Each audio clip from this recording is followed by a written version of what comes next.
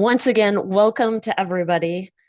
And I am excited about today's webinar, a long time in coming. But before we get into that, I am joined by the amazing Ray from Art Unlimited.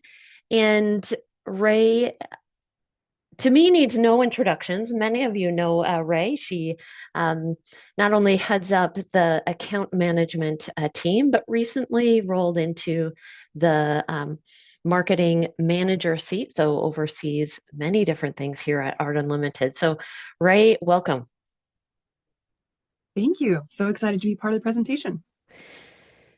So today, I, as the visionary of Art Unlimited and owner, have been working on a project with many of the team members here at Art Unlimited, and now bringing this for full circle into the scope of services that Art Unlimited offers to our clients and to prospective clients.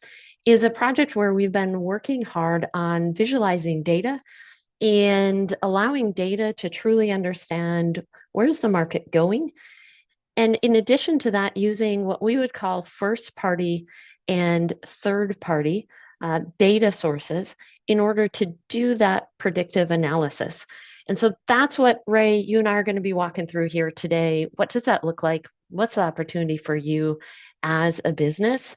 And maybe it's not an opportunity for you today, but is it an opportunity for tomorrow? And sometimes it's just good to know what's happening out there so that you can have more productive, efficient conversations in those upcoming meetings. All right. So, with that, let's get started. When we have been looking at marketing as a whole, and I think everybody in today's attendance would probably agree. We recognize that there are a lot of shifts in marketing. Hey, the pandemic was one massive shift where we saw users truly leveraging digital experiences to be able to chart their next decision. And so they were making decisions incredibly high up on the funnel. And that then means they were starting to form, who are they going to select? What are some of their preliminary questions going to be? And now we have this amazing thing, but it's really changing the face of marketing. We have AI coming into the big time into the player as well. And that was happening when the pandemic first occurred. And now, today, where we sit, we have a lot of big changes happening. And so, Ray, you and I have been charting this, and so many changes have happened in the last 12 months that have truly impacted search as a whole. And what are you seeing when you're working with clients? And most importantly, what are you seeing come from Google when it comes to that last 12 months? Well, with the first and third party data sources changing with the updates that Google has come out with in March, we're seeing a lot of changes. We're seeing a lot of having to be very flexible and having to change our older strategies to keep up with what is new and what's happening now. So we're seeing a lot of change and a lot of need to find other data sources, other lead sources, and to hit things from all sides. Yeah, and so many experts are saying they have never seen the volatility in digital marketing that they has occurred in the last 12 months. And it has been making massive shifts in the ability for users to adapt and connect with information. But it is one of the most rocky roads that small businesses and corporate America has navigated to date when it comes to their digital presence. So one day you're found, next day you're not. And to Ray, your point, what are some of those other sources that your customers are engaging with your brand through, and how do we find them? So this is where I wanted to walk through something that Ray and I and many of our team members have leveraged, a tool called Google Trends, to be able to visualize what are consumers searching for, and at what scale, and by what geographical locations are those search queries happening. And so this is very high up on the funnel. We're able to see some of these different trends. And it's incredibly powerful information. But here's the caveat. I sit not only in the marketing and we're producing campaigns and saying, hey, here's where consumer intent is, and they're really engaging with this content. That's awesome. That doesn't pay the bills. And so when I sit in that owner seat, and so many of you sit in that seat, you're looking at this going, that's great. That's exciting. Let's be there. But those places that I'm going have to pay the bills. We have to have signed contracts. We have to be able to, at the end of the day, say we made the right decision. So that's the one scary part about just leaning on Google Trends to be able to say, here's where we need to go. So what we're looking at the top of the screen here is 4 different types of skilled services that our contractors and customers would be looking at as far as a business strategic shift. And the second set of data is isolation of one service type that a contractor was providing and still is providing. And then they were able to look at what would be adding in this second service type look like. And they went in and they did this secondary service. It was hugely successful for them.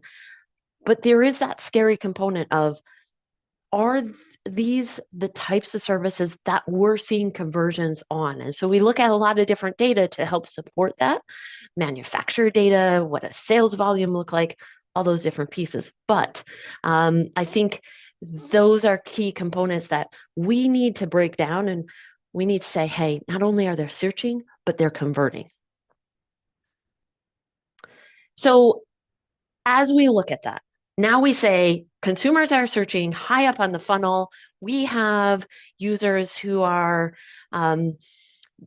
show intent. They're searching for things, but they're looking for an experience that is unique. And that experience needs to bring them the unique components that no one else can bring. And that's what we see our customers saying, hey, we don't want to just be that next contractor or that next business that provides a service, but we want to provide an experience. And so that has been also a focus for us as we've looked at this and said, okay, what are we seeing? How can we help bring that experience? Because just providing a service is no longer the unique component that brings the type of brand experience that you deserve and your customers expect. So, Ray, let's talk about data visualization and what does that mean? And to some who are attending today's webinar, they may know what data visualization is, but I know for you, and this is a journey that you and the account managers and the entire company have come along. You've known data and visualization from Google and analytics and other dashboards, but now we've transitioned into data visualization from the company level, who their customers are, and what that impact opportunity means to them when it blends with the marketing process. And so again, I'm so glad that you're here to bring that voice of, okay, here's what we're seeing when it comes to the accounts we're working on. Right. In the current market, we know that people are likely researching a solution before they're really ready to purchase. So we know there's this long period where they're searching for you and looking for you. And in roofing, especially, we know that there might be a catastrophic event that makes the change go from a research phase to an immediate need. So what we're seeing is that brand awareness is just so important. And knowing your brand, knowing the experience they'll get from you from all of that research phase is so important when that emergency comes through. So when it comes to visualization, this helps us as the team who's working in marketing be able to see all of the data points in one place and be able to make strategic choices by looking at all of that, being able to process all of that, and often being able to see it in a visual is just a game changer. Yeah. And so that is exactly the process we've been walking through, merging all of that data. And over the past year and a half, what we've been working on internally with our development and research and development teams is taking and creating a code and repository for us to be able to acquire when we receive first party data blended with third party data to create an environment where we have stability for the data to consistently create um, opportunities for us to generate marketing off of it. And so that's a big portion where we've been working incredibly hard on that type of repository and opportunity so we can do A/B testing, so we can be able to say once we run first and third party data, it is backed up by a multitude of sources. They're reputable, they're purged, and we get into that data world, they are clean. And so that is something that this slide reflects, is being able to take all of that data, and data is exciting, but data that can be used is where we begin to gain traction. And that is something that we've been working really hard, because I'll get really excited, Ray, and looking at data and go, oh my gosh, this is so, so fun. And even last night, I told the leadership team I was so excited. I was able to talk to somebody across the pond, and because obviously different time zones. And I'm like, look at this data. And the most exciting thing about that data was it has the ability to put legs under it. We can take and say, this data is interesting, but no, this data we can begin to make traction off of. We can really understand our users, who they are, and what they consume. So, anyways, I think it's important to understand as we've gone through these preliminary slides is, what is the baseline? Where are our customers? What is the path to this conversation? And the why. And the why, truly, if we distill this down, right, it is we are seeing significant shifts in the consumer's journey. They are doing research much higher up on the funnel than they ever have in the past couple of years. We have leaned very heavily on digital to provide the growth needed to our companies. And specifically, a lot of people say Google and social. I hear that, but yet there's so many other touch points that your customers are experiencing outside of those platforms. And are you there? And that's what we need. Great brands are there where their customers live, work, and play. All right. So, Ray, we have summarized the why. Now, this is where that marketing brain of yours snaps in and says, no, no, that's a great why, but here's what you really need to know. And this is the data on why we need to make sure we're creating personalized experiences. Yes. The question is, how do you expand and how do you get repeat customers and referral customers? And we're talking about the experience that's shown in your marketing. So this is where personas and personalization is going to come into play. We can visualize this data and on an ongoing basis continue to pull it in all of the visualization and data we've been talking about. And then when we talk about how to apply it, what's the point of it, is personalization. We have a couple percentages here on the expectation of personalization that your consumers will have on the phone. Will to be personalized, speaking to them as a customer, knowing their area. You may have recognized this if you've ever had a phone call where you say, my name is Ray and I have a leak in my roof and I had a hailstorm and whatever it may be. And then they continue on and they go, right. So what was the problem? Well, I had a leak. What was the cause? Well, there was a hailstorm. And what was your name? Well, it's Ray. And you know that by now. It's not as personalized as it could be on the phone. It's a good example there. And then if you continue on as this goes, you can see how many people expect personalization and that there are only 7% of people who expect no personalization, and for who very static and untailored ads would be expected for them. Well, I know I was recently walking through an experience with my husband, and I called and I said, I was at work and I said, so how did that project go? And he goes, I was on hold for an hour and a half and I called another service provider. They picked up their phone, they answered my question, and it was like they knew me. And I'm like, oh my gosh, I'm having this webinar in 2 days. And that's exactly the experience shift that consumers are expecting. They aren't going to be like my husband who sat for an hour and a half on hold. They want personalization. They want it now, and they want to feel heard. You know, there's so many stats, and Ray, here's some more stats that we've been looking at regarding the why. Yes. So why is it that people want personalization? Why does that make it an important part of the buying experience for them? It's because they'd like to know that the business cares. They'd like to know that they're ingrained in their community. And we have a lot of percentages here to show as well that they how they'll feel about the experience. If they have a good experience in your marketing, and that's in marketing, that's on your social media, on your website, in an actual conversation with you, all of those are pieces of your marketing, and they should all say the same thing about you and to the customer, and that you relate to that customer and you see them and you really do care for them and their own personal needs. So people are just, long story short, more likely to do business with businesses who think of their customers and give that experience to their customers in that way. We have experienced so many different types of business models in marketing where people say, hey, I don't believe in personalization, and people who say, I do believe in personalization. It takes a lot of intention to bring that to the table.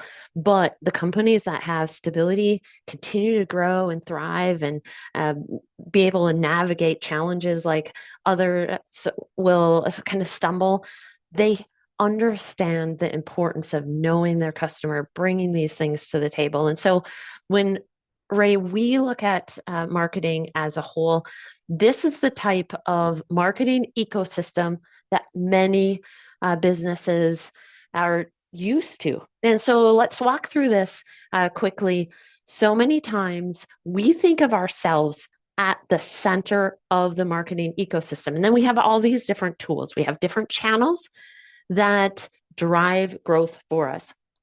And trust me, I get these. I've lived in this world for decades. They include each one of these bubbles. Some of these bubbles have greater importance or additional growth opportunities for your business than others. And yet, some businesses have more bubbles. But generally, we think of ourselves at the middle and we say, okay, then here's our foundational components, and they're listed here in these 6 bullet points. And yes, we need to be doing these things. But this is where I've been challenging myself internally for the last couple of years, saying there is more to it.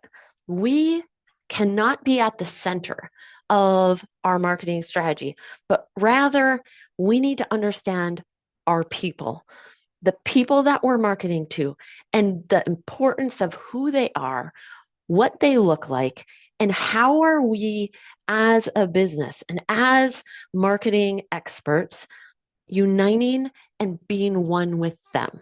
And so, Ray, this is where we get into the exciting part, the data visualization, to be able to understand who the people are, where they are, and how a city all of a sudden becomes different.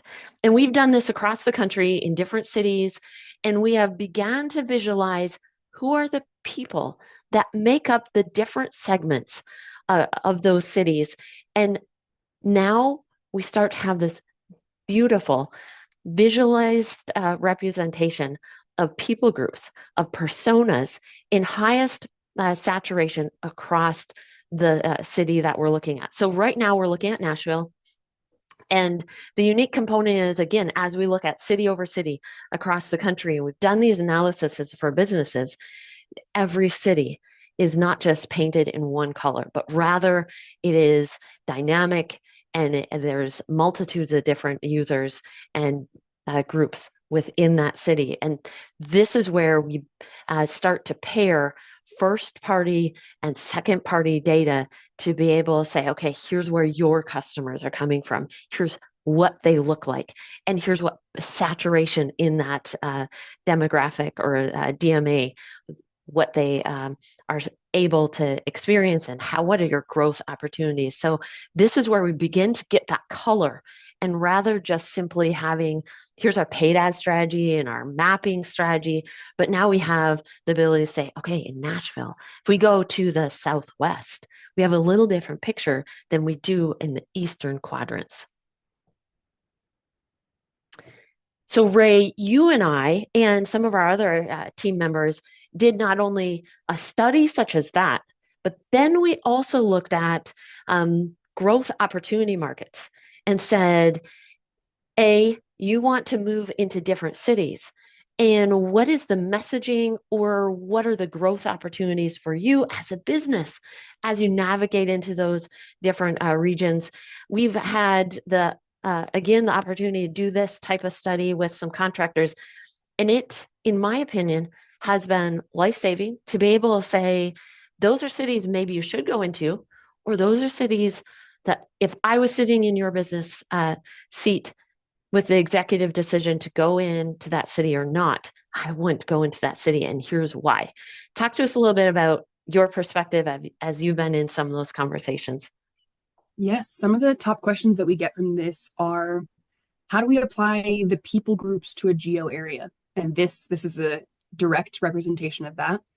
Does this tell us which areas are the best areas or just which are the best people in each area? And we'll get into the answers. The answer is kind of yes to both. And then could this be used to identify areas that we should or should not move into after we move or before we move? So all of those questions get answered with this. Who are the best personas to go after in these areas? How do we reach them? How do we personalize things to them? And then does this actually identify areas that are more profitable or more likely to be profitable? And all of those questions can be answered with these kind of data pulls. Yeah. And to some businesses, and in this next slide, let's talk about that. This is where we came in and we did an analysis of a multi-location business, and we were able to identify the different types of personas.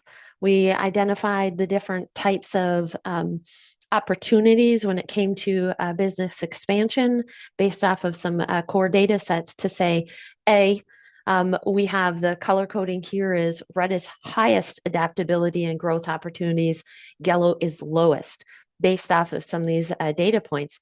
This can also apply to greatest opportunity, depending on the data that's used for you when you're rolling out a specific type of service or product. And I think that's important to be able to say, here's how data visualization can give us the pulse that we need to say these people in this geographical area are more likely to engage with this product, this service, and here's the why, and here's how we go to market.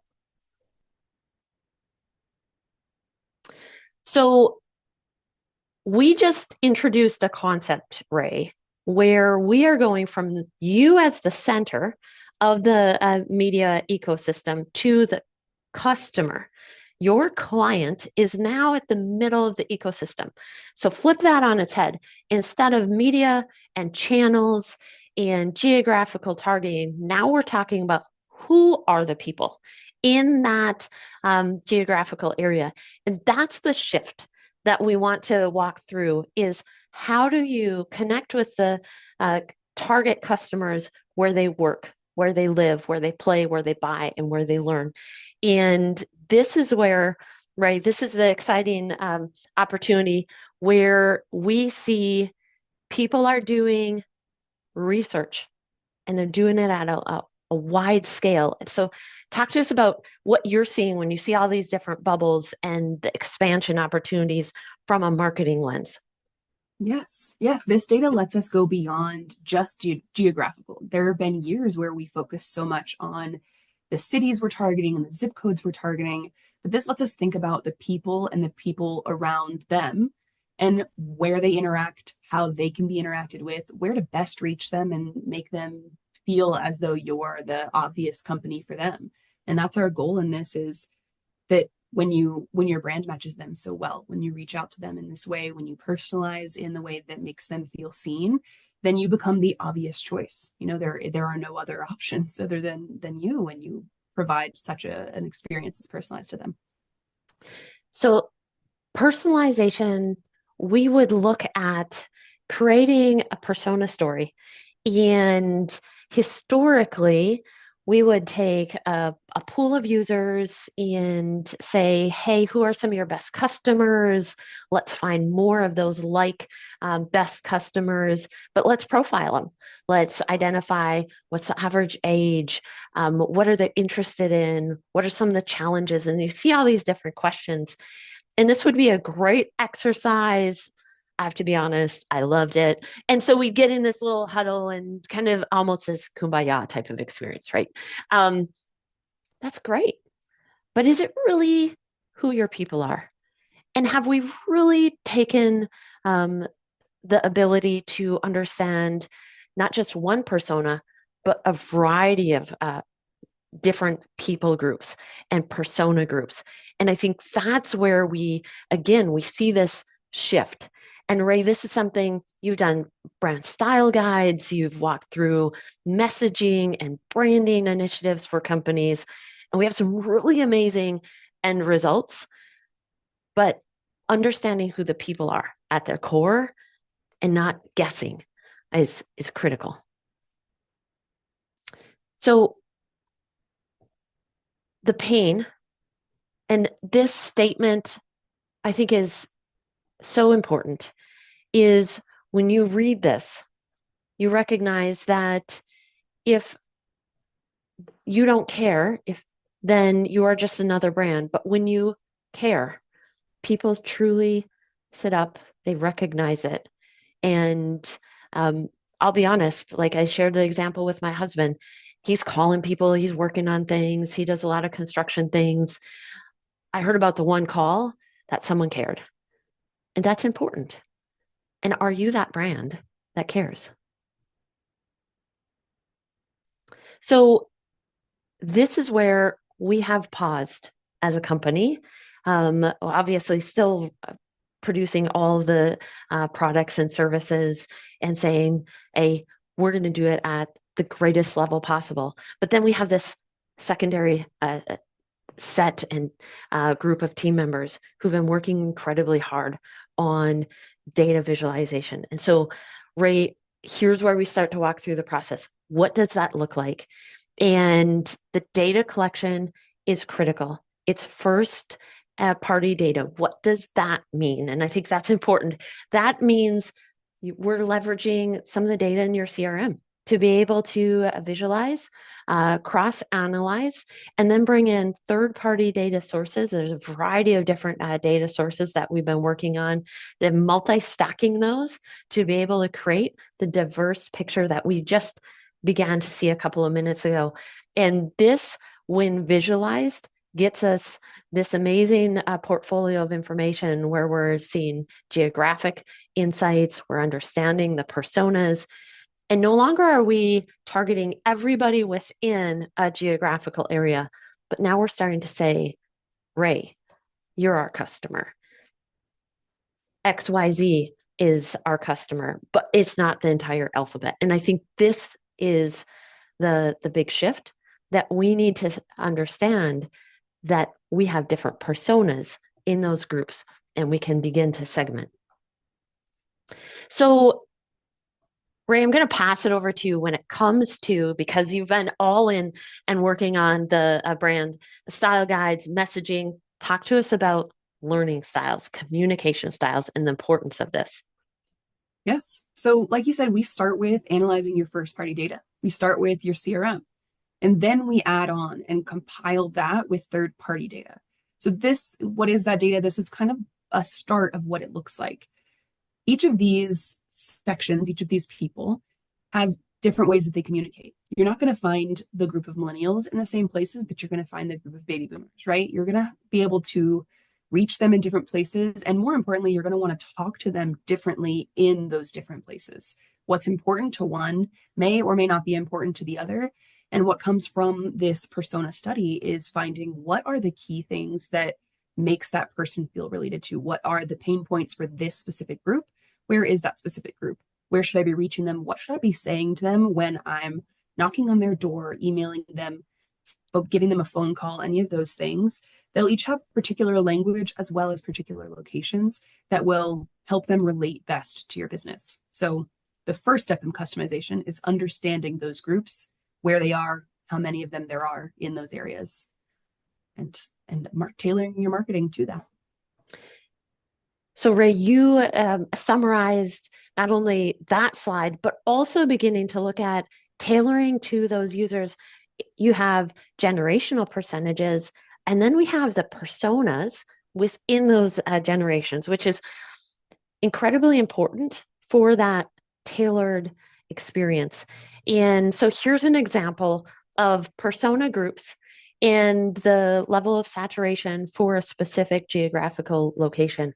This gives us the ability to say your target customer is, for example, sprouting explorers, and secondary is affluent estates.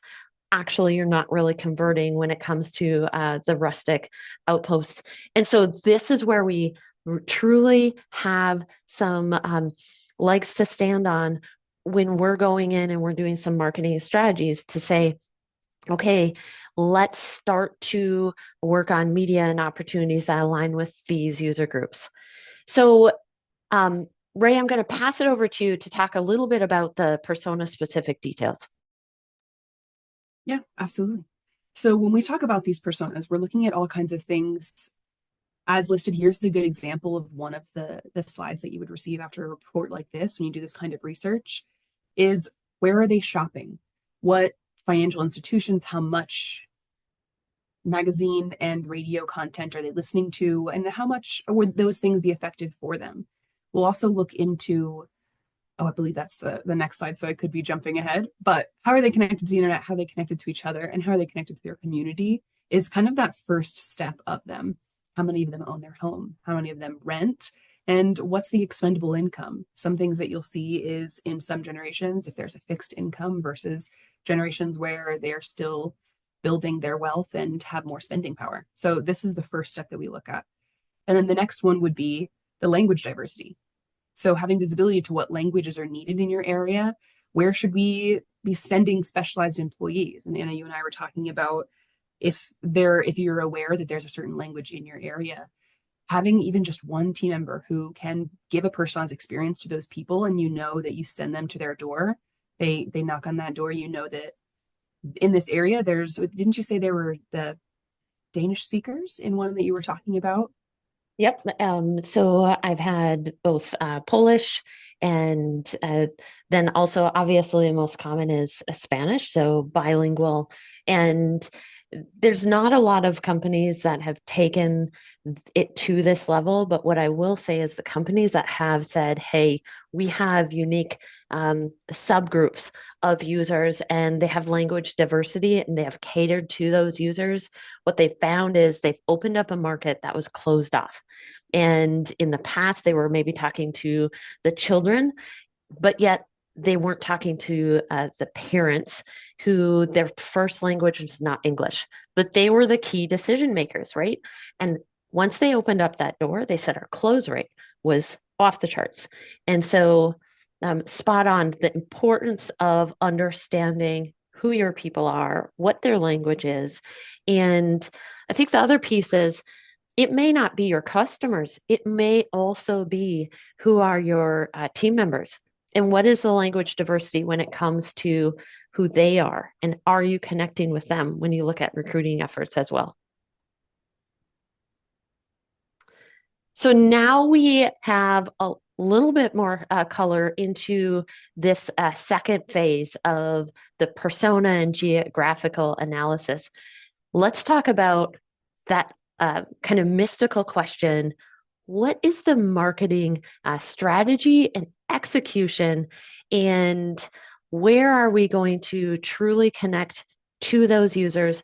And where are they spending their time? So, Ray, talk to us about social usage and how data can change the face of social media.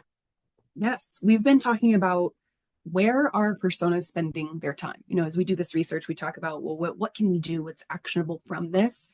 Where are people spending your time? And then it might surprise you. It certainly surprised us when we were first looking at this, just the sheer volume of people on YouTube, right? That is a market that some people don't discuss as much, or we don't talk about creating content for as much. And knowing that Facebook and LinkedIn, depending on who your customers are, these percentages change. And it might surprise you to know which of these are converting platforms. When we look at these, if you're a commercial business and you know that you spend most of your time on LinkedIn, or most of your clients spend your time on LinkedIn, how does the content need to be written so that it gets picked up well on LinkedIn versus on Facebook? What kind of posts work best on Facebook that may not work as well on LinkedIn or on Instagram? So being flexible to those things and knowing which ones to really put the time and effort into is a huge payoff from knowing your personas well enough. I was on a meeting with a contractor on Friday and looking at their report, and she responded and she said, Anna, I have had multiple friends tell me they haven't seen me on YouTube. And she goes, in looking at this, I've only been focusing on Facebook, and I should be on YouTube. Likewise, another conversation earlier this week, they said, we only focus on Instagram. Boom. Data wise, we're seeing a growth on a variety of other channels. And so I would say to this slide, you're probably wondering, Anna and Ray, you haven't talked about TikTok, and we have a dash there. Be aware, the data and capturing that data and stability. We at least wanted to make everybody aware we are working on the TikTok usage by geographical region, by users. So that way we are able to say, hey, TikTok is a huge player, but it's that third party data stabilization is something that we're working on. All right, so understanding the social channels is great. Let's talk about what kind of traction can we achieve. And this is a report that is showing exactly that. And a campaign that we ran where with targeting geographical related content, connecting and having our message on point, this is something that we see is the growth is significant, and it's important to be part of your community. And Ray, you look at these kind of dashboards all the time, just campaigns that resonate and campaigns that don't. And this is something where when you look at a report, I'm sure you can also say, oh, yep, they're intentional, or we're able to be intentional because we know who their people are. Yes, their pain points are different, and how to connect to them is different, them being the customers that you're trying to reach. So the content frequency, how they speak to their community, writing for each platform and personalizing to the people in that platform is what we did here. So you can see in January when that was a little bit lower, and that was fairly standard for them from January to February. And then in March is when we finished the persona blueprint poll and customized their posting frequency and the way that posts were written for the communities. And even if we needed to do any boosted posts, we know where to boost them. So all of that data turned into this result. Yeah. Well, so talk about the people, and we all of a sudden get into this next level of data where we understand that not everybody has the same job. Hallelujah. Because that would be boring if we all had the same job. But we all think differently, right? And so we have these highlighted a couple of different job categories, and we have a lot of like-minded types of users here, from an engineer to a librarian to a financial advisor, possibly. And so, very analytical, heavy researcher. Yes, they're going to want a lot of data. And so, we're going to talk to them differently than we would someone who's, hey, I'm from northern Minnesota, a forester. And that type of person, yes, it's going to be researching and stuff, but they're going to maybe think a little bit differently than some of these other different categories. So, Ray, when we look at personalization of content and the expanded media ecosystem, what are some of the things that go through your mind? One of the ones that we've been highlighting a lot lately is edutainment, what we're calling it. So we're trying to educate them, establish you as an educator, as an expert in your field, and also entertain them, keep them coming back for more, doing series and doing things that keep your customers in, keep them trusting you and knowing that you're a voice to trust in your community. Yeah, so very true. And I think this is where we can easily get away from having similar content to our competitors. We can have that content that truly resonates. And that's where, AI has a lot of opportunity, but your customer needs to make sure that they are heard and you're connecting with them. So other data that we look at when we're looking at media opportunities is how mobile are your users? How many times when we think back, and yes, I'm going to say I'm a bit old, right? Past 40, not haven't hit 50 yet. But I remember the day when we would talk about, did you get that billboard? And do you need a new sign? I mean, Art Unlimited started as a sign company, right? So our roots uh, are deep there. We understand that there's importance in the data of the mobility of those users. And this is where, when the pandemic hit, we had this massive shift. They're not traveling. Okay, different type of media. We're not going to serve up digital ads in a mobile environment. And so here's what we're looking at for consumers today. And all this data can be localized. How many users are mobile?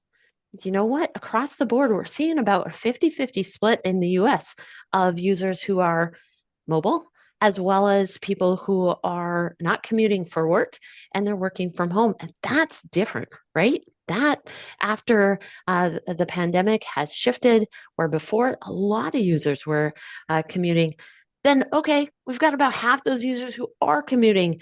How much, how long? And then we take all of that and we start to say, in different geographical areas, there's actually maybe a lot of public transport, or I'll be honest, you look at the state of Texas, man, Texans, they travel. No wonder, because every city is an hour, 2 hours, 3 hour, 5 hours away. Texas is a big state, but it's very different as you move across the country. How mobile are those users? And when we look at that, we begin to have the ability to get some data like this. And this is where I know, Ray, we've had lots of conversations about the type of media that's being consumed. We're able to say, hey, people in these geographical areas are consuming TV at this percentage, radio, this percentage, magazine, print media at these percentages. And then what's the detailed breakdown? Is on the column side of this screen, where we're able to say orange less than national average, blue greater than national average. And how do we begin to infuse that personal message into some of these additional media sources? That's where we have a much larger media ecosystem, and we begin to have this very exciting picture. So, Ray, talk us through more bubbles, more colors coming into the client's decision making process for your brand to be present. Yes, more places to reach them. I was just having a conversation yesterday with a dear client of mine, and we were talking about how hugely it's different when you go into a new area versus a place where your brand is well known. And this is a good example of that, in an area where they are seeing you in commercials, in billboards, on the sides of your trucks, and also seeing you around their neighborhoods. You'll have a different impact than in a place where those things aren't true, where the only place that they see you is maybe only in a Google ad or only on your website if they've gotten far enough down the funnel and far enough in their research to find you. So when we look at an ecosystem like this, we're looking at, are they traveling? Can we reach them by radio? Are they going to see my billboard? Are they going to see my truck? Are they going to see my yard signs? Or are they going to be more easy to reach on a streaming platform when they're looking for a recipe on Pinterest? And that's where I get a lot of ads. When I'm looking for a recipe on Pinterest and you're scrolling through things and you're seeing those names, and then you think to yourself, I had a hailstorm, I've got a leak, who could I call? I've seen this company in all of these different places. Obviously, they are in my community enough so that I recognize their name. So these are opportunities for your company to be seen, to be recognized, and to reach those customers where they are. Yeah. Incredibly exciting. And remember, a lot of your competition is staying in those mainstream marketing channels, and they have one message. It's all about how they solve one type of pain. They're not talking about the pain that you or your customers truly have, right? And so I think that's the greatest opportunity here is the competitiveness of the marketing landscape is getting at accelerated levels, right? So how do you diversify and how do you bring that opportunity to your business? And this is again why we've been leaning into a media diversification, data visualization at such accelerated levels is because we recognize there's this significant shift that's happening in marketing as a whole. And if we continue to just drive down the same freeway, it's getting very, very busy. And so when we look at this entire media ecosystem, we now have the ability to say, we have a strategy, we have an execution, we're going to measure, optimize, and we're going to target those specific personas. And we're going to continue to refine this process as new first party data comes in. We're going to push that through. We're going to remeasure the media consumption time over time and continually adjust. That's where the exciting opportunity lies. And this is what we're truly seeing private equity, large corporate entities, they do media um, strategic plans that embrace many of these practices. But the catch is, it's been hard to break it down for small businesses. So that's what we've been working really hard on here internally at Art Unlimited. So, what does this look like when I'm going to put myself, Ray, as the customer, and you're walking me through, okay, you've analyzed my region. I now have visualization to some of those personas that are present. What do I do? Yes. So in the marketing that you put out in these areas, if this is your persona, if you are the customer and this is a persona that's important for you to reach, then we know that when we speak to these customers in these areas, we should bring up any kind of, like as it lists here, weather damage, environmental concerns, if they're interested in having more effective insulation, having a more eco-friendly option or sustainable roofing materials. Do they have an insurance claim that they need to make in this area? How difficult or easy is that in this area? Of course, where are they, right? The geography is still going to be important in this. And then how should we speak to them? What are the things that they're interested in? And you can see those in those hashtags as well. They are interested in working with a local business, working with someone who puts their community first, using something that's cost effective, getting value for their money. And then they likely have goals for their own homes as well. So this is one of those places that we talk about. They used to show research that said you needed 7 touch points with a person to really break through to them. And we're finding, like you said, with the marketing being inundated the way that it is and being marketed to at every corner that you go through. I'm sure you've all noticed this kind of in social media. There's always some kind of marketing, at least hidden in an underlayer, that we've seen people become a little bit less sensitive to it, a little less interactive with it.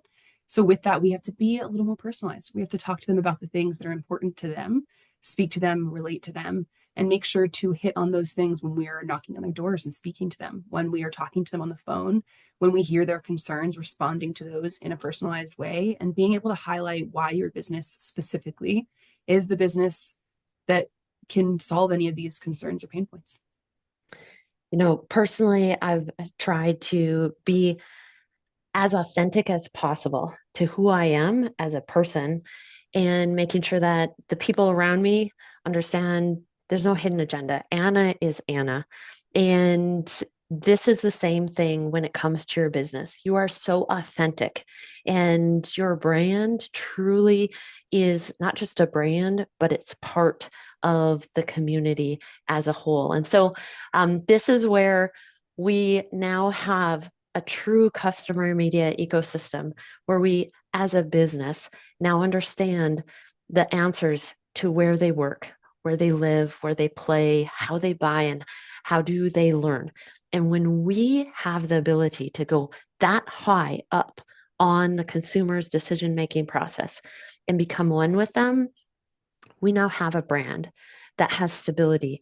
And the incredibly exciting thing to everyone watching and Ray that makes me begin to rest easy at night is brands over time have not only that stability, but the incredibly exciting thing is Google and other platforms are saying, yes, there's algorithms, but the brands that have consumers doing direct asks, that have consumers who are clicking on and engaging longer with and having heavier foot traffic, those are the brands we want to represent at an accelerated rate. And now all of a sudden you have this whirlwind type of experience where marketing is starting to work on its own for you.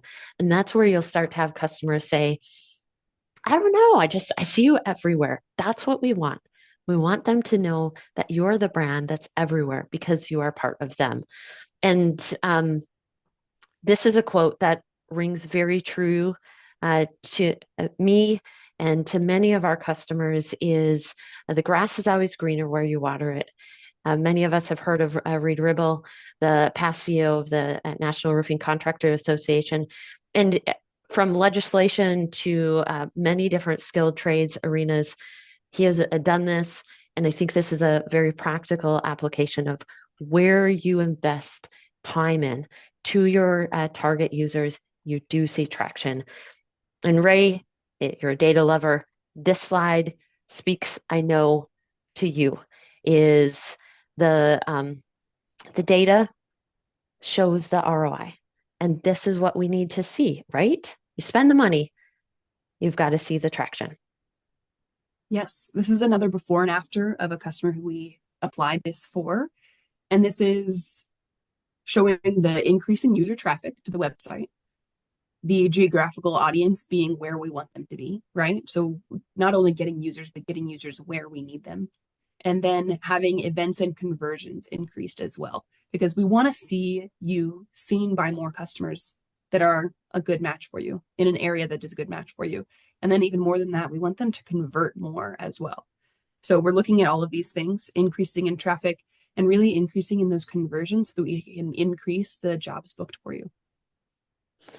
Awesome. Well, I have been challenged many times by great leaders. And one of those challenges was, Anna, when you look at a problem or an opportunity, I look through my lens. But when you have collective individuals who have the same great vision in place, but they're all looking at the opportunity or the problem from a different perspective, that vision comes together into one crystal clear picture. And that's why we have been working again so hard on first party and third party data visualization, because this is really where you begin to understand your people, your marketing opportunities from all angles. And it's put together in a very concise, clear pathway and has helped not only us, but many of our customers begin to say, this is who my people are, not just my geographical region, but here's who my people are. And so, with that, hopefully, this webinar has been helpful for you to see a little bit about what Art Unlimited has been working on bringing to the table. And Ray, this is something we have been working on with some of our clients, and the purpose and why we want to bring this to our customers today is because this is an opportunity for them. So tell us a little bit about that opportunity for them today, and then I go ahead and close. Yes. So one of the things we've been talking a lot about is the visualization of that data and why that's important. And one of the reasons that's important is because you can pull that data multiple times, and having it visually in front of you means you can compare 2023 to 2024. So this is something that we're talking about as a way to move forward and then to continue to move forward in the future, rather than just a one-time pull, make some changes and move. How can we really make and implement changes that are going to be lasting in your marketing and have a lasting effect in what you see come through the door? So when we think of these things, we're thinking of really the future as a whole, what this looks like right now. You pull this data, you get all of this wonderful, interesting information, and then our teams can use all of this data to customize your marketing. The biggest difference between what we'd see in pulling this kind of thing for a retainer client versus pulling this for someone who's just looking for the data is how can that be applied to your marketing long term? So we have strategy teams internally, which we discuss daily, we'll have just daily discussions on how can we get that strategy to be moving in the same place. We have so many different teams that are working on your marketing that having one list of, and it is visual, but it's also written. It's also separated out into tasks for each of them that you can take this data and separate it into so many different places and apply it in so many places that your marketing really becomes more and more cohesive. And you can see in the data that we've shared and the clients that we've applied this to and been able to do case studies on, that you can see the impact of this within a couple of months. And I can't wait to see how it does in a couple of years as well after applying this data. Awesome. So, in summary, if you are interested in having persona blueprints applied to your marketing strategy, please contact one of your account managers. Ray or I are happy to join that conversation as well. We have the QR code here, but we are excited to be able to bring this level of marketing to all of our customers and truly say we're past beta and it is fully implementable. We have stability and we have all of the internal tactics hammered out to be able to say, now let's look at the marketing media ecosystem broad spectrum. So thank you to everybody for joining us here today. Thank you, Ray, so much for joining and bringing yet an additional perspective to today's conversation.